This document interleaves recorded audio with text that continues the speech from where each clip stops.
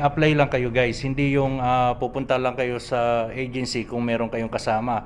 Kung wala kayong kasama, lumakad kayo ng solo mo. Kung interesado ka talagang makarating ng Canada. Kung may kasama ka, di good. Kung wala, di good pa rin.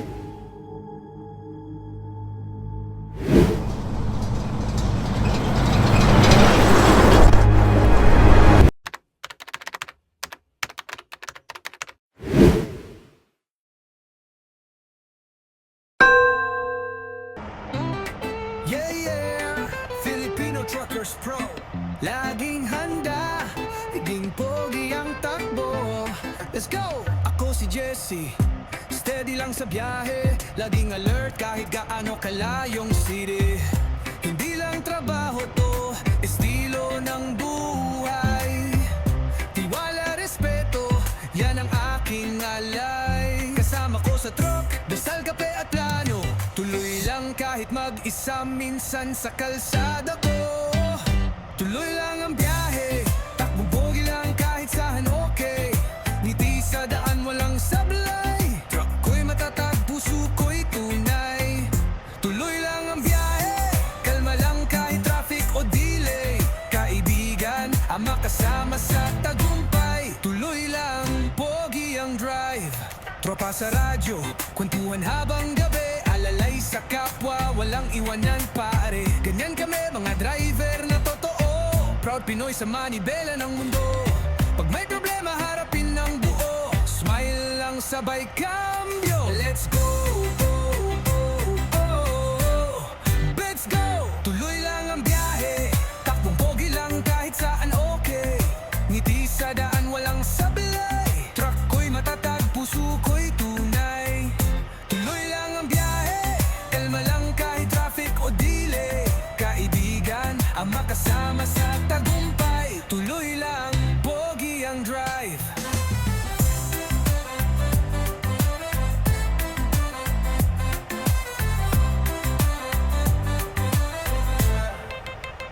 Salamat sa buhay, sa bawat kilometro. Dito sa Canada, dala ko ang respeto. Walang arte, trabaho'y sagrado. Laging maayos, laging ganado. Tuloy lang ang biyahe, takbong pogi lang kahit saan okay. Ngiti sa daan walang sablay, truck ko'y matatag, puso ko'y tunay. Tuloy lang ang biyahe, kalma lang kahit traffic o delay. Kaibigan, ang makasama sa tagumpay. Tuloy lang, pogi ang drive. Yeah, yeah, Filipino Truckers Pro. Hindi lang driver, haligi ng kalsada. Pogi ang takbo, bro. Wide load, bahay,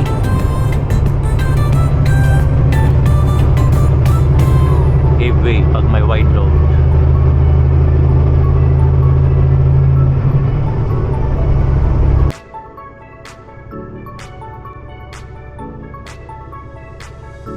Sumama ka sa biyahe, ito ang biyahe ng buhay. Filipino Truckers Pro, takbong pogi lang tayo mga biyahero. Filipino Truckers Pro, siya ang kasama nyo. Sumama ka sa biyahe, ito ang biyahe ng buhay. Filipino Truckers Pro, takbong pogi lang tayo mga biyahero. Filipino Truckers Pro, siya ang kasama nyo. Isasama kayo sa anumang biyahe. Tanghali na guys, pero foggy pa rin. Ang oras natin dito ay 9:21 AM Ontario time. Yeah. Dito to sa Trans-Canada Highway 11, newly skirt. Kumbaga low visibility tayo.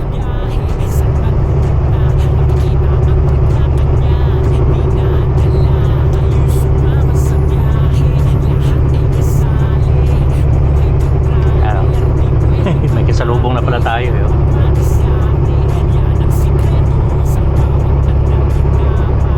Ganyan siya, pero ang takbo pa rin natin 85 km/h.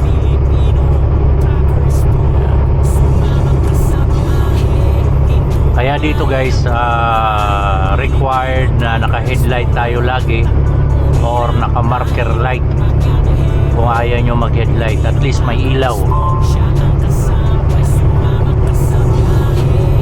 Ito ang biyahe ng buhay, Filipino Truckers Pro. So dito na tayo guys, ganda ng puno, no? Ano yan, yung maple leaf tree, maple tree. So yan, welcome Kelsey.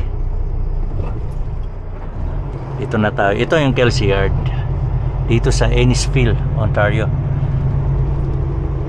Walang truck, konti lang ang truck, ibig sabihin lahat nasa biyahe. Yung 110 na truck, yan lang dito. So ibig sabihin busy, lahat may load, may biyahe.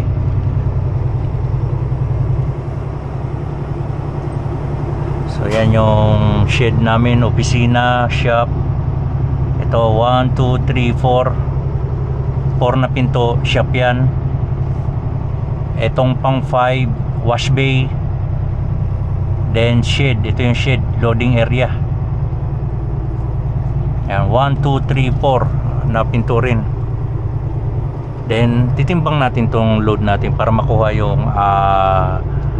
actual na weight ng load natin. At ililista natin sa paperworks dito. Sa scratch na lang.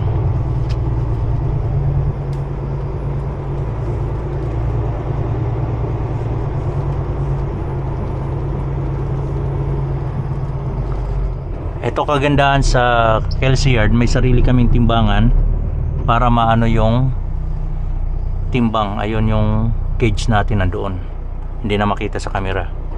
So 5470 ang steering natin. Hindi na pala natin lista. To confirm lang na hindi tayo overweight. Ang drive natin napakagaan, 14,350 lang. Tingnan natin ang bridge or lead.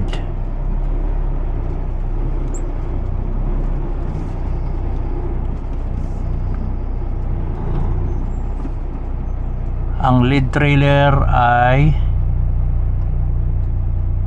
20,110 ang bigat niya. kg yan, kg.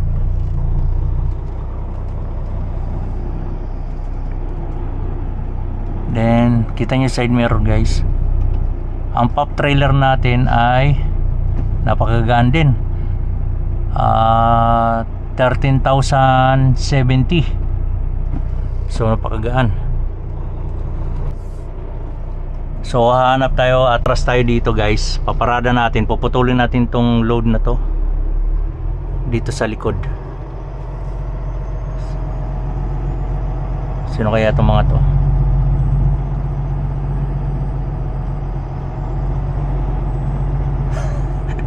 Dito pa.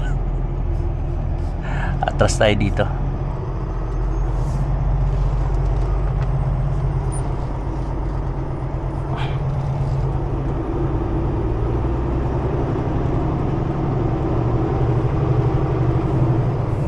Kailangan ipapile din natin to kasi doon para yung mga parating may maparadahan. Ito kasing load ko next day pa delivery, kaya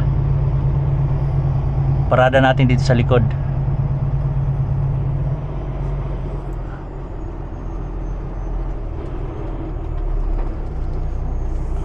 Okay, terus tayo.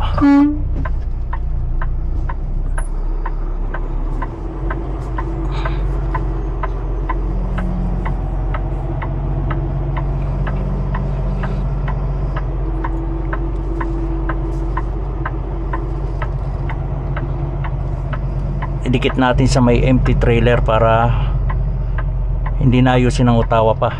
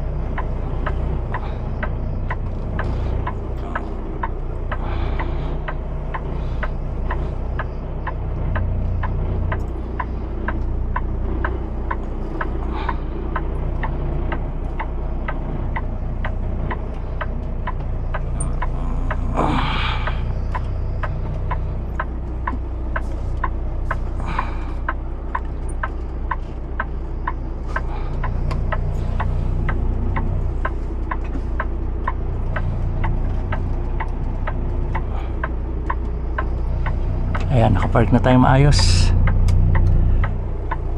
Hey. Good morning guys, today is Friday. Nandito na naman tayo sa Kelsey Yard. So bukas pa tayo magkakaroon ng load. Ipiprepare pa ang load natin bukas. So habang nag-aantay tayo ng load, naglaba muna ako. Nag-practice ka, Jerome? Practice Pa lang? ngayon, salitan kami. Ngayon ka. Tapos niya, ako naman. Ayan si Jerome nagpa-practice kasi preparation para sa final road test nila sa Class 1 license. Ayan, so ayan yung mga truck dito ganyan kinokondisyon truck and trailer. Hindi na kailangan na i-report pa namin, talagang naka-schedule yan, may mga due date yan kung kailan grasahan, change oil yung mga truck namin. So, o nga pala, may mga nag-comments at mga nagtatanong about kung saan agency kami nag-apply. So guys, marami na akong video ng ganyan, pero syempre, lagi tayong mayroong mga bagong followers, subscriber, so hindi tayo magsasawa magbibigay ng idea. So ang tanong nila, anong agency, location ng agency, at anong mga requirements, may age limit ba raw? So yun ang sasagutin natin isa-isa. So yun nga, ang agency namin ay Mercan Canada Employment Philippines. Matatagpuan yan sa Robinson Ortigas 5th floor. Yan. So nandito sa screen, papakita ko yung mismong Google Map niya. Yan. At ang age limit nga pala nila ay 25 to 45 years old. Then maraming requirements. Ang requirements niyan guys, lahat ng personal information natin at sa family nyo. So number 1 natin dadalhin, syempre, passport, resume, driver license natin, at least 3 years experience tayo as a trailer driver. Then NBI, kung may NBI kayo, dalhin nyo muna. Kung wala pa, to follow na lang yan kasi gagastos tayo yan. So yun nga, number 1 natin, passport, resume, driver license, certification. Kung may SSS kayo, isama nyo na. Kung wala pa, to follow na lang yan kasi nga marami pang requirements na ipoproduce natin. Kailangan pa rin natin ng abstract, LTO certificate, ganon. Pero wag muna kayong kumuha ng ganyan dahil nga medyo gagastos tayo ng pakonti-konti. Mas maganda kung hiningi na ng agency, ibig sabihin qualified kayo or ila-line up kayo. So ipapaproduce sa inyo yan kung willing sila or qualified kayo i-line up sa mga aplikante or application nyo, ila-line up. Tama ba yun? Basta ganon.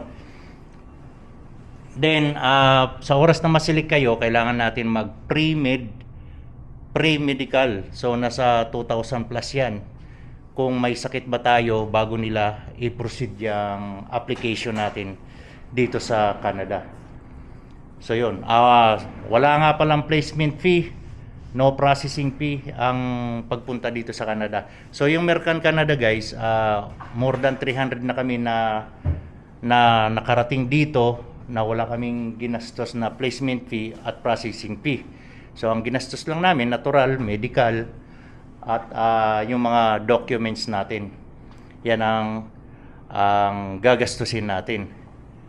So ano pa ba yung mga katanungan? Age limit 25 to 45 years old. Then kailangan trailer driver tayo at least 3 years present work guys. Present yon, ibig sabihin ongoing ka nagtatrabaho as a trailer driver. O nga pala, may nagtanong din pala na nasa Middle East, gusto niya mag-resign dahil mag-a-apply daw. Kung may makukuha kayong benefit sa pag-resign nyo, mag-resign kayo. Pero kung wala, wag na kayong mag-resign kasi kailangan may current work tayo. So kung magre-resign kayo, ibig sabihin wala na kayong trabaho. Sige, good luck. Ganun lang. Kaya yun.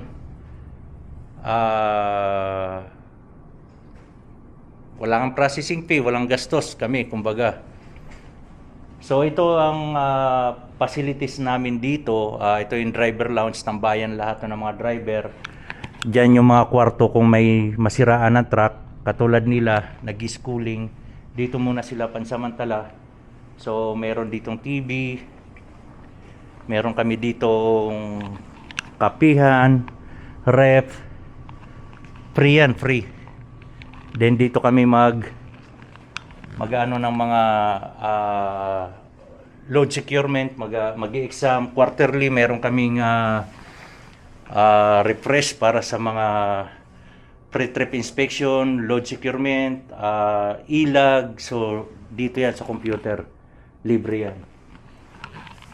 Ang ganda ng maple tree, di ba? So meron din kami ditong free laundry. Yun, maglalaba. May Bendix machine. Bendix machine yan, tawag yan. Or basta, bilihan ng mga chocolate. Pero may bayad na yan. Itong rep na to, libre yan ha. Kung may pagkain tayo na bibilhin at para sa biyahe. So itong washing machine natin, naglalaba ako ngayon. Uy, ba't error? So ito, laundry, then dryer. So meron naman tayo ditong washroom. 5 ang washroom, isa sa babae, 4 sa panglalaki. So ito sa pambabae, siyempre alam nyo na yan. Ito sa mga panlalaki. Ay, 3. Sumobra pa ako ng isa. 3 lang pala sa panlalaki, isa sa pambabae.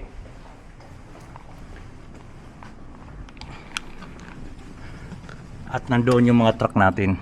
Ayun. Ayun yung kulay puti. Akin yan. So dito guys, wala akong masabi sa company na to.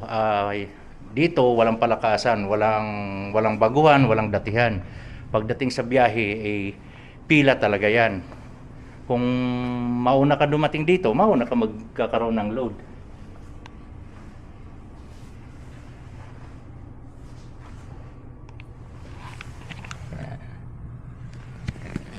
So dito marami silang mga gimmick para matuwa o masiyahan yung mga truck driver nila. Sa isang taon, ilang beses sila nagbibigay ng t-shirt, sweatshirt, long sleeve na shirt, tulad nito, jacket, bag, sombrero, bonnet, ano pa ang mga binibigay nila. Marami silang binibigay na ikasisiyan ng mga truck driver nila. At isa pa, meron pa isa. Nagbigay sila ng earbuds, kumbaga Bluetooth. So, i-unbox natin to guys.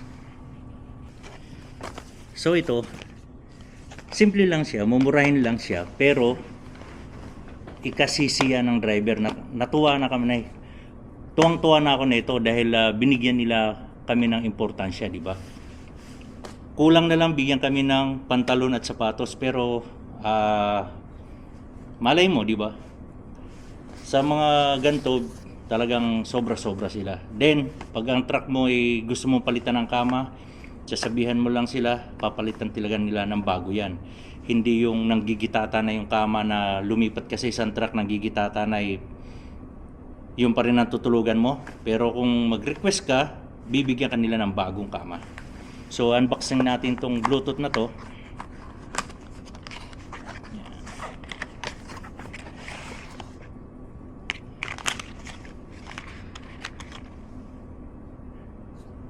Ang kagandahan sa Bluetooth na to guys, may pangalan na Kelsey.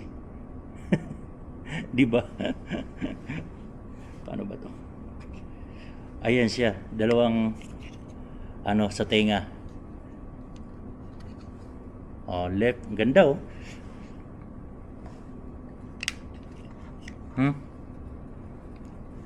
Paano ba to? Try natin. Ito sa left.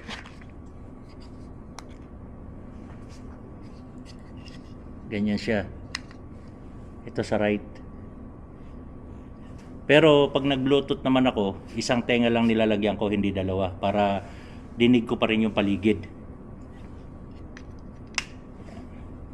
Ayos, maganda siya. Tapos may kasamang napaka-cute na wire. Siyempre, diskarte na lang natin yan kung anong wire ang, or bibili pa tayo ng wire para dito, di ba? So yun, balik natin. Di ba napakasimple lang, pero masaya na kami para dahil binigyan kami ng importansya. At hindi pa, sometimes merong kami mga